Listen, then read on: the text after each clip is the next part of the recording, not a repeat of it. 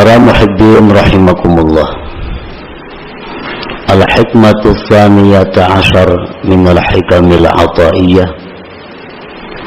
Qala al-imam Ahmad bin Athaillah As-Sakandari rahimahullah wa nafa'ana bi ulumih.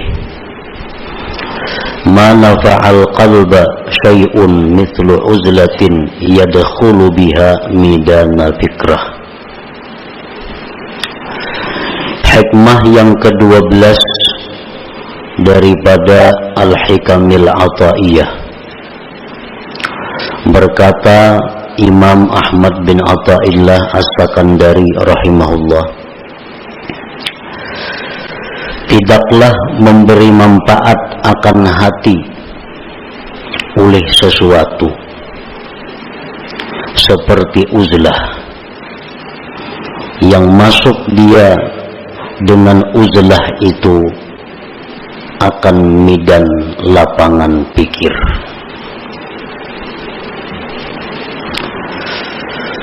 Tidaklah memberi manfaat akan hati oleh sesuatu seumpama uzlah mengasingkan diri daripada manusia, yang mana dia masuk dengan uzlah itu akan midan lapangan fikrah, berpikir.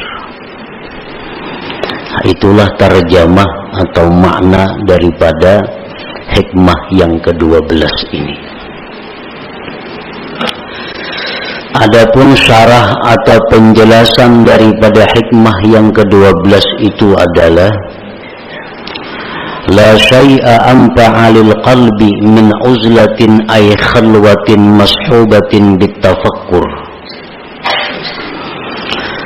Tidak ada sesuatu yang lebih bermanfaat untuk hati daripada uzlah, artinya khalwat, menyendiri, menjauh daripada manusia, yang disertai dengan tafakkur. Nah, para muhibbin rahimakumullah, di dalam diri kita ini ada yang disebut dengan qalbun, hati. Yang dimaksud dengan hati itu bukan segumpal daging yang ada di dada sebelah kiri kita, tetapi yang dimaksud dengan hati itu adalah sesuatu yang dinisbahkan kepada Allah Subhanahu wa ta'ala, yang berada di dalam diri kita, yang dengan hati itu kita bisa mengetahui mana yang baik, mana yang buruk, mana yang menuju surga, mana yang menuju neraka. Nah, hati kita itu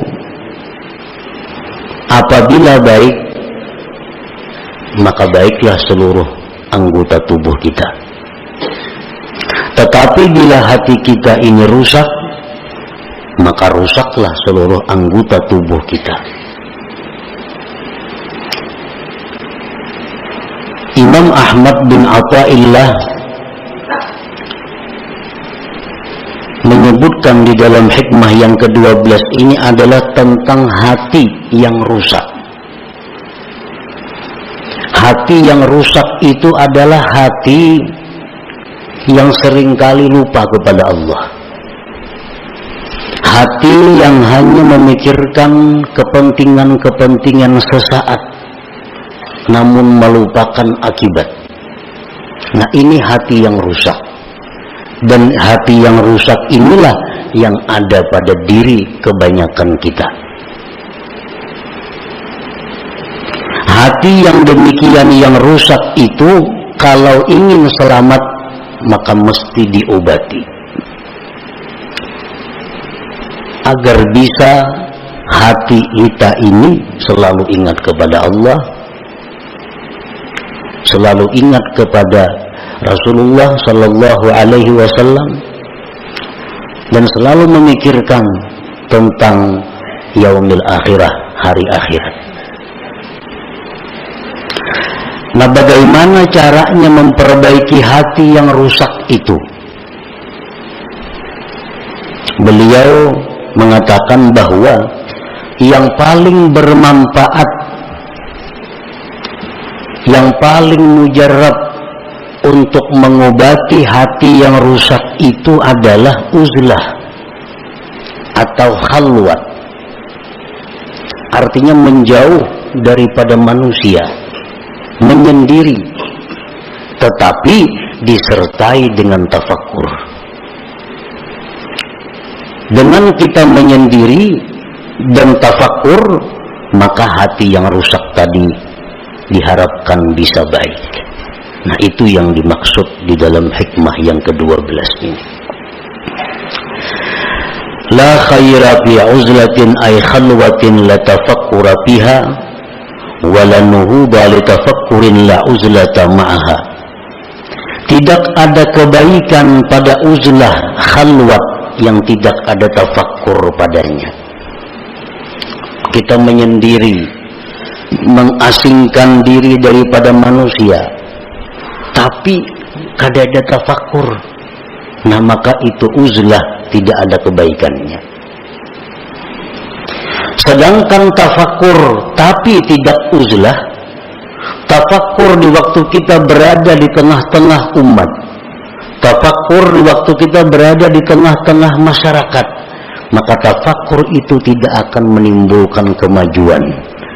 Tafakkur itu tidak akan murni, tafakkur itu tidak akan bersih, sehingga tidak sesuai saat yang diharapkan dengan tafakkur itu. Nah, oleh karena itu pengarang tadi menyebutkan bahwa uzlah yang disertai dengan tafakkur itulah yang paling bermanfaat untuk memperbaiki hati yang rusak itu. Para muhibbin rahimakumullah, qala Rasulullah sallallahu alaihi wasallam, tafakkuru sa'atin khairun min ibadati sab'ina sanah. Tafakkur sesaat, satu mat, itu di sisi Allah lebih baik nilainya, pahalanya daripada ibadah kita selama 70 tahun yang tidak ada tafakkurnya. Kita beribadah, misal ibadah apa, tapi kada ada tafakkurnya 70 tahun, maka harganya lebih mahal tafakkur sesaat di sisi Allah Subhanahu wa ta'ala.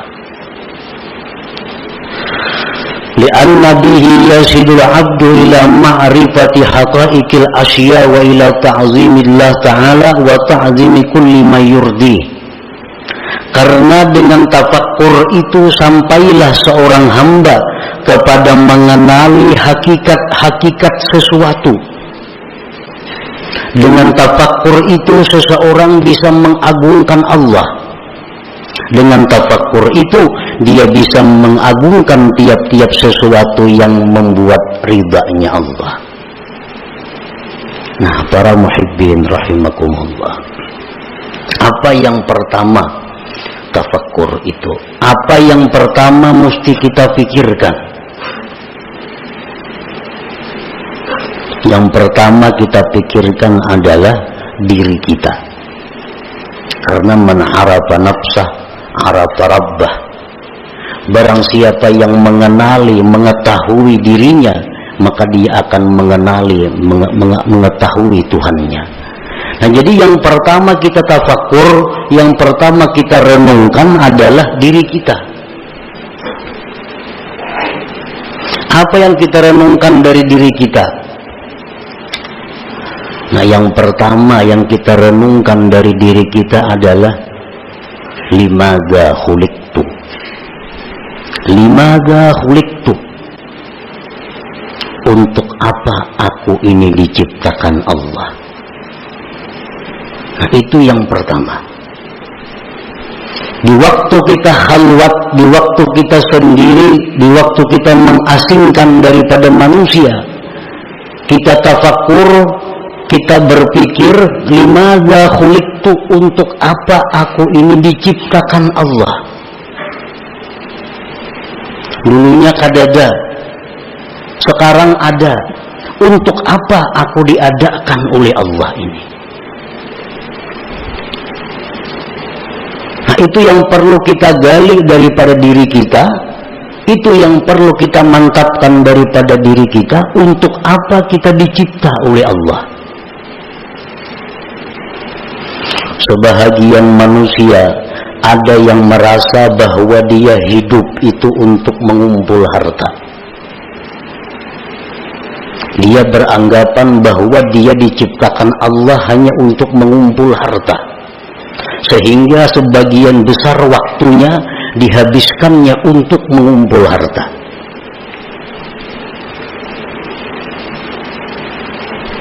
Walaupun itu dia mengakui atau dia mengingkari, tapi kenyataan fakta membuktikan bahwa sebagian besar waktu dia habiskan untuk mengumpul kekayaan.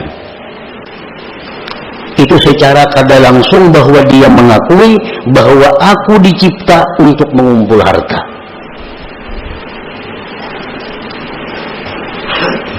Jam 8 sampai jam 5 dihabiskan waktunya untuk berusaha mencari duit. Kena malam kauyuhan guring, bangun kena pukul 7. Nah, orang semacam ini secara hal, secara isyarat bahwa dia mengatakan aku dicipta untuk mencari duit, walaupun di mulutnya kada keluar kata-kata itu, tapi tingkah lakunya menunjukkan demikian.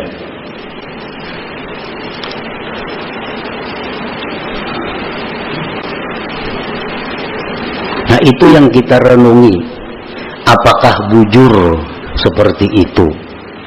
Apakah benar kita dicipta oleh Allah untuk mencari duit? Nah, itu yang perlu tafakkur. Yang pertama kita renungi hidup kita. Kita renungi berapa umur kita habiskan. Kita mengakui bahwa kita ternyata hidup ini adalah untuk duniawi semata-mata. Akhirat ada, tapi porsinya kecil, porsinya sedikit. Nah, makanya tafakkur itu nilai pahala di sisi Allah sangat besar. Limadza khuliqtu, untuk apa dicipta? Ibrahim bin Adham, sewaktu beliau berburu, beliau adalah seorang bangsawan yang sukanya berburu. Suatu hari beliau berburu dengan perbekalan, perlengkapan yang lengkap, berangkat ke hutan. Di tengah jalan beliau ada mendengar hatib. Hatib itu artinya suara tanpa kelihatan orangnya. Suara itu, ya Ibrahim, alihadza khuliqta, apakah untuk ini engkau dicipta Allah? Apakah engkau dicipta untuk berburu? Ibrahim bin Adham tersadar bahwa ternyata selama ini hidupku kusia-siakan. Berpaling beliau kembali dan meninggalkan seluruh yang ada, lalu mengembara ke tengah hutan belantara untuk mencari hakikat, mencari kebenaran. Nah, para muhibbin rahimakumullah, kita diciptakan oleh Allah, wa ma khalaqtul jinna wal insa illa liya'budun. Tidak kujadikan jin dan manusia itu, ujar Tuhan, melainkan untuk ibadah. Nah, untuk ibadah.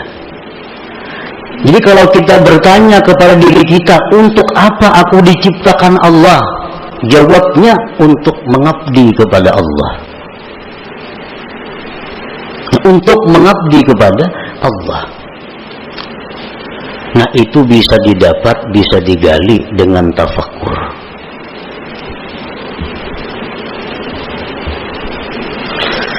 Nah, berhubung ibadah ini ada yang memerlukan sarana-sarana ibadah ini, ada memerlukan dana, lalu dicarilah usaha, dicarilah duit, dicarilah makanan, dicarilah pakaian, dicarilah tempat tinggal. Supaya apa semuanya itu? Supaya bisa nyaman dan terus-menerus beribadah kepada Allah. Nah, jadi orang mencari duit itu sebujurnya adalah untuk supaya beribadah. Jangan dipaling karena mencari duit lupa ibadah. Bila tak paling ya itu.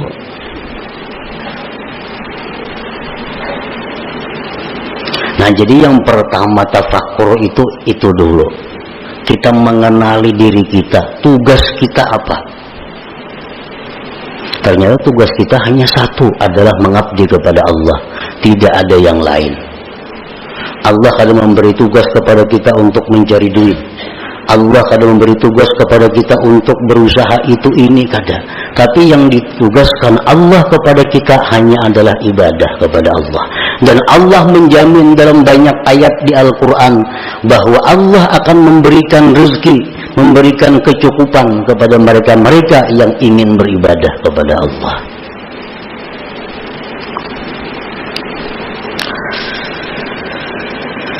Fal uzlatu wasilatun lahu wa mu'inatun alaih. Uzlah, mengasingkan diri itu merupakan jalan bagi tafakkur dan membantu atas tafakkur.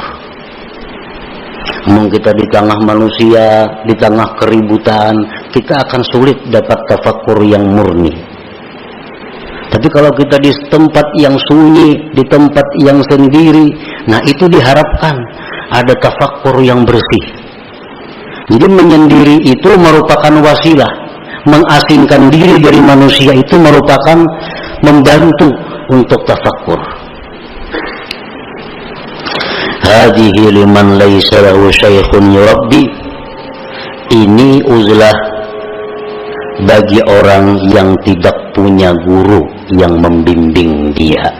Nah, wa illa jikalau dia punya guru, fa mukhalatatus syekh wa mukhalatatul ikhwanil ladzina yu'inuna anfa'u wa aslahulah. Jika dia ada punya guru, nah maka bergaul dengan guru, bergaul dengan kawan-kawannya, maka itu lebih bermanfaat dan lebih baik baginya daripada uzlah.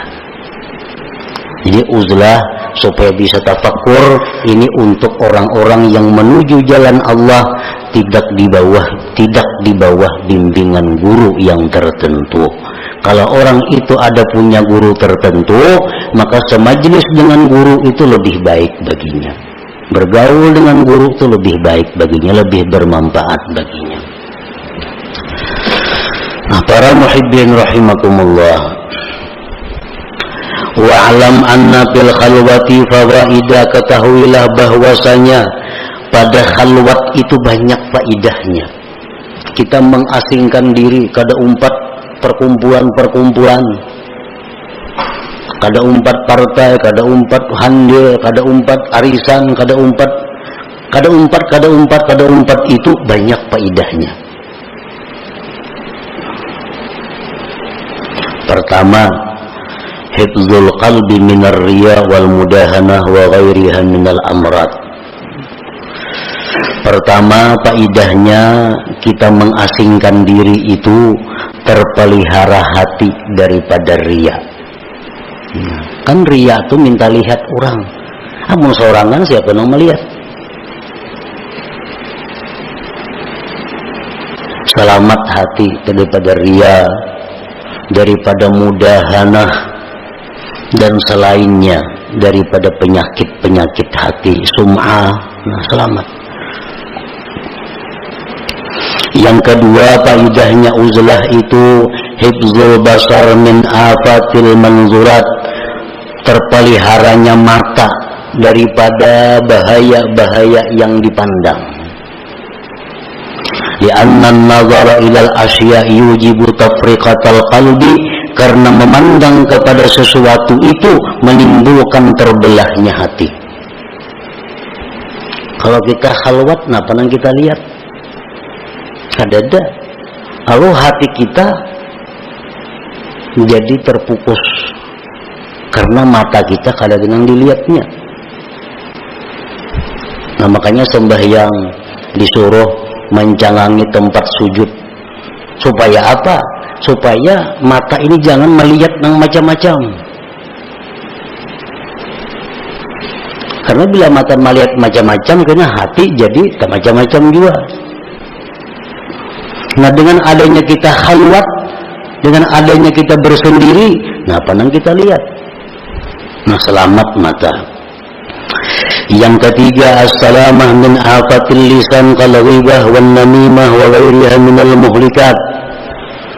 Selamat daripada penyakit atau bahayanya lisan seperti ghibah, nyambeti orang, namimah, anjur atar, dan selainnya daripada yang membinasakan. Kita bakhalwah. Siapa dipandiri? Pada denang dipandiri. Nah, selamat dulu mulut kita daripada menyambat orang, daripada menganjur atar orang.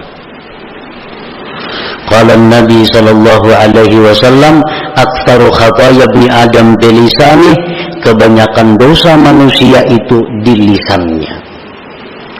Dengan uzlah atau khalwat, lisan kita selamat. Yang keempat, keuntungannya kita menyendiri, as-salamatu min suhbatil asrar, kita selamat daripada bersahabat dengan orang-orang jahat. Orang-orang jahat ini contohnya orang-orang yang ahli riba itu orang-orang jahat, orang-orang peminum orang-orang jahat, orang-orang rentenir orang-orang jahat, orang-orang zalim orang-orang jahat, ahli zina itu orang-orang jahat. Nah bila kita menyendiri, kita kada tagaul lawan itu. Tapi amun kita bagaul, nah bisa kemungkinan kita bersahabat dengan mereka itu. Lianna sohbatahum fasadun azim bidinih, karena bersahabat dengan orang-orang yang jahat itu kerusakan yang besar pada agama kita. Kalau kita ini akrab lawan orang penzina, itu agama kita rusak. Akrab dengan orang yang katuju riba, agama kita rusak. Akrab dengan orang zalim, agama kita rusak. Akrab dengan pejabat yang korupsi, agama kita rusak. Tanpa kita sadari. Qala ba'duhum ma fasada man fasad illa bi suhbati man fasad. Tidaklah rusak orang yang rusak itu melainkan sebab bakawan lawan yang rusak. Umumnya orang itu rusak karena bakawan yang rusak. Nah kalau kita bauzlah, kita khalwat, kada bergabung dengan manusia, kita selamat.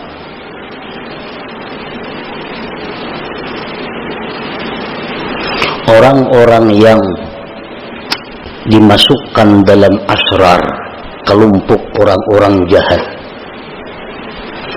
itu pandangan matanya itu bisa menularkan kejahatan kepada kita, terutama kita yang kada kuat keimanannya. Orang jahat, jangan lawan kita berjauh aja lagi. Pandangannya itu bisa mendatangkan laknat Allah kepada kita.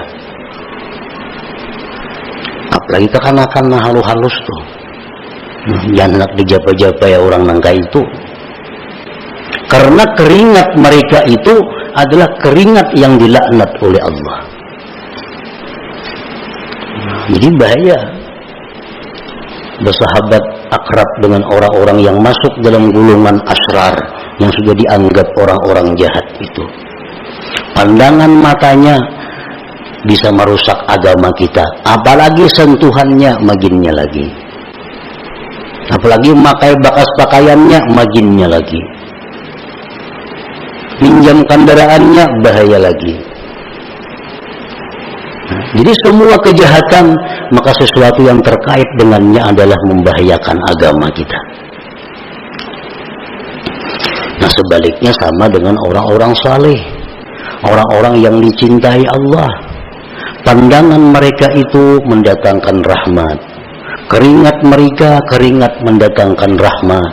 Semua apa yang bekas mereka adalah rahmat. Makanya orang yang mati, jadi dalam kitab fikih, orang itu mati disunatkan membawa sesuatu bekas orang saleh. Itu kan di kitab fikih ada tuh. Orang mati disunatkan membawa sesuatu bekas orang saleh. Bekas kainnya kah, bekas apanya kah. Bisa kita mati minta kupiah, yang kupiah bekas orang saleh. Nah itu memberi manfaat. Kalau orang mati aja memberi manfaat, apalagi orang hidup. Bekas orang saleh. Nah demikian sebaliknya orang-orang jahat pun demikian. Akan menimbulkan dampak kepada mereka-mereka yang belum kuat hatinya, belum kuat keimanannya. Nah dengan kita khalwat, kita terhindar daripada bersahabat dengan mereka itu. Yang kelima, keuntungannya khalwat adalah at-tafarrug lil ibadah wa tamakkunul mudawamah 'alaiha. Dengan adanya kita khalwat, kita bisa lapang beribadah dan kawa terus-menerus beribadah. Misalnya kita membaca zikir 5.000 sehari. Kalau kita menyendiri kita kawa. Tapi kalau kita bergaul dengan masyarakat, nah sewaktu-waktu kan ada kada kita baca, karena ada acara ini, acara itu, acara ini. Apalagi macam-macam mengikuti ketua ini, ketua itu, ketua ini, bermacam-macam organisasi, kada kita baca wirid lagi. Jadwal ini ada rapat itu, jadwal ini ada acara itu. Nah kalau kita khalwat, bisa ibadah kita tuh mudawamah, bisa terus-menerus. Ibadah yang mudawamah itulah yang dicintai oleh Allah Subhanahu wa taala walaupun sedikit. Yang keenam, faedahnya kita khalwat, siyanatu nafsihi wa dinihi minal khusumat. Dengan adanya kita khalwat, diri kita, agama kita terpelihara daripada pertengkaran-pertengkaran. Kada mau tapahual, saurangan siapa dihuali, siapa nang mahuali. Nah, bahual itu merupakan sumber datangnya macam-macam kejahatan seperti bermusuhan, bermarah-marahan, berdengki-dengkian. Nah, semua itu sifat yang membahayakan. Yang ketujuh, rahatul qalbi wal badan. Dengan adanya khalwat menyendiri itu, hati kita lapang, badan kita pun lapang. Yang kedelapan, husulul zuhdi wal qanaah. Orang yang khalwat ini akan diberi Tuhan zuhud dan qanaah. Kenapa kita kada kawa zuhud? Kenapa kita kada kawa qanaah, kada merasa cukup lawan nang ada? Karena kita bergaul. Melihat orang makai ini hendak nukar lu berhemat mencari duit. Melihat orang ini hendak nuruti ka itu, duitnya kada ada, berhemat kita mencari duit. Berhutang masih itu kamari. Nah, karena pergaulan. Dengan adanya kita khalwat atau uzlah, selamat dari itu. Yang kesembilan, wujdanu halawatit ta'ah. Nah, didapatnya manis taat. Nah, ini yang penting. Kita khalwat itu, kita menyendiri itu, beribadah jadinya manis. Beribadah itu nyaman.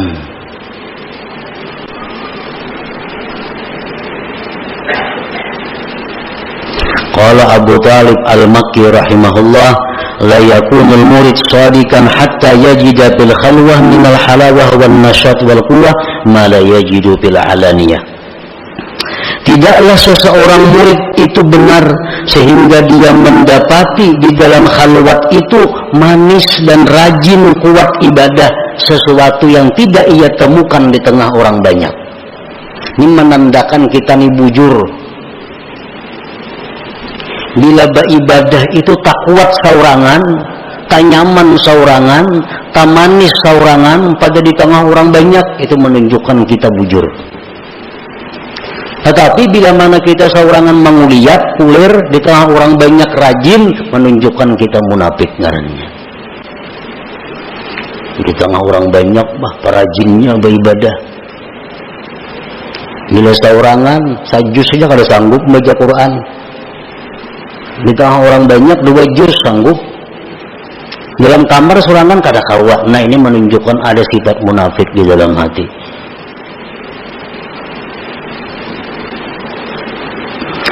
Yang ke-10, faidahnya uzlah at-tamakkun min at-tafakkuril khalis ad-daim wa huwal maqsudul a'zam bil khalwah.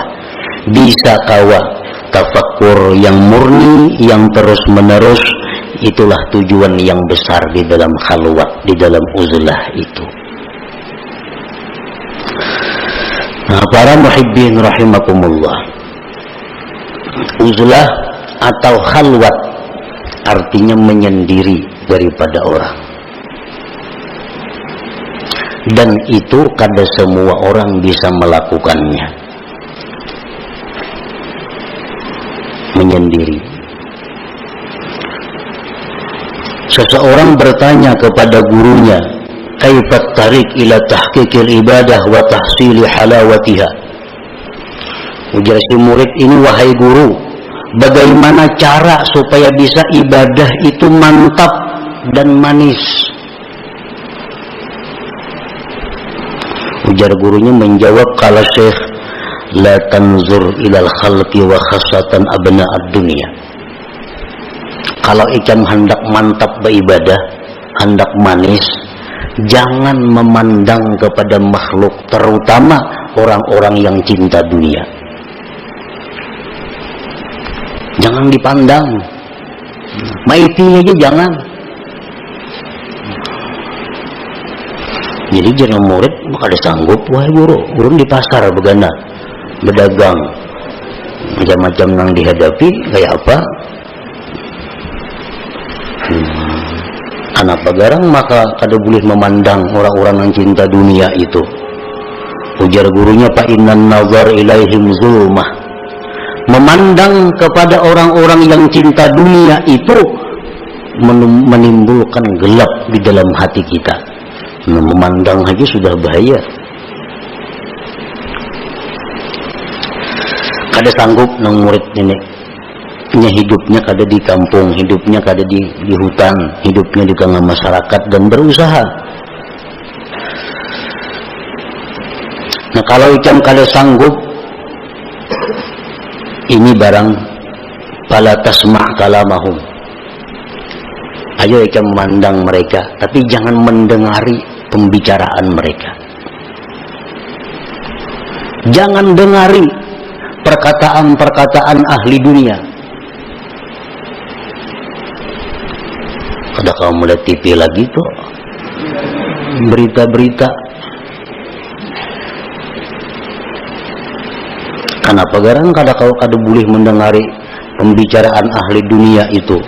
Fa inna kalamahum kaswah. Pembicaraan orang cinta dunia itu menimbulkan keras hati kita. Kita ini menalinga orang mepandir dolar, pandir emas. Orang bisa emas kada, dolar kada. Ini menalinga mana? Itu membuat hati kita keras.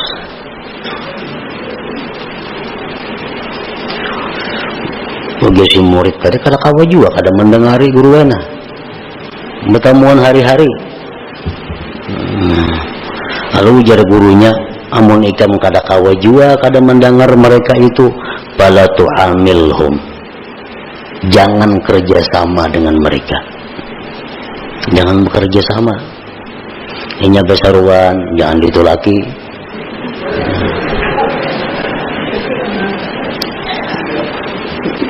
Orang-orang bakhil itu, orang-orang bakhil besaruan, jangan ditolaki. Kenapa? Makanannya itu daun penyakit. Itu ujar Nabi medahkan. Orang bakhil itu makanannya itu penyakit. Kayak mengetahui orang tuh bahil kadanya, tahu ini di kampung tuh kadang alih kada. Tidak kada kedengar menyumbang, kada kedengar baruhan, bahil ngarannya.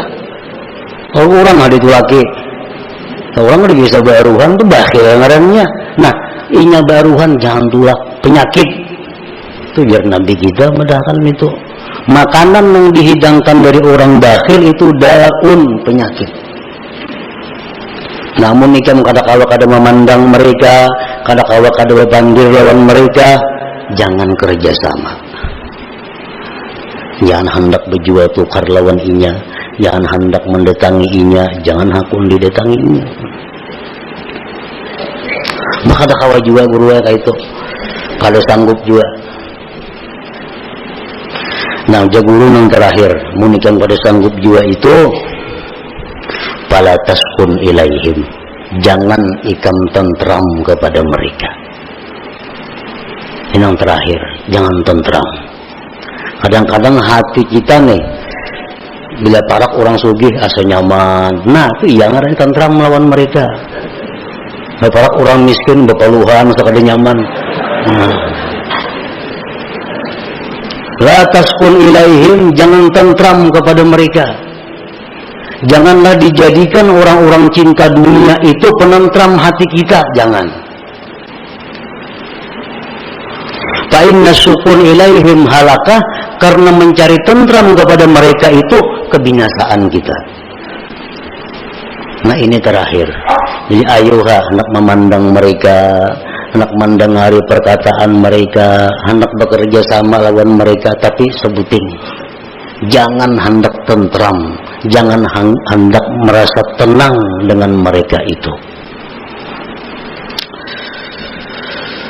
La yajidu halawatal ibadah man kana qalbuhu sakana ila ghairillah, tidaklah bisa mendapatkan manisnya ibadah orang yang hatinya itu tentramnya kepada selain Allah.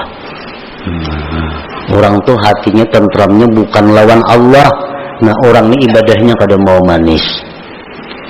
Tapi bila orang ini menyebut Allah tentram hatinya, menyebut Allah senang hatinya, nah orang seperti ini yang bisa dapat manisnya ibadah itu.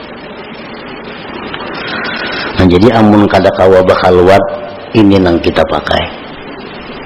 Jangan hendak mencari ketentraman, ketenangan kepada makhluk Allah, terutama abnaud dunia, orang-orang yang cinta kepada dunia itu. Nah, itulah sebagian yang dimaksud daripada hikmah yang ke-12 daripada Al-Hikamul Athaiyah.